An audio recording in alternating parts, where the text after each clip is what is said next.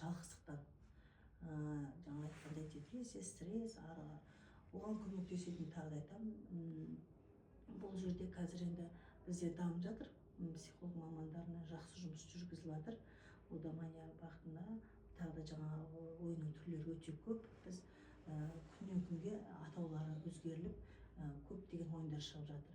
Бірақ тәуелділікті балаларды болсын, жаңағы үлкен азаматшаларды болсын, тәуелділіктен арылтамаймыз біз.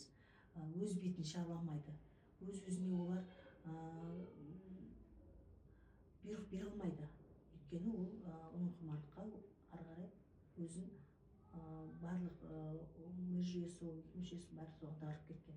Сондықтан да оларға айтатынымыз, маман көбінесе маманмен жұмыс істеу керек.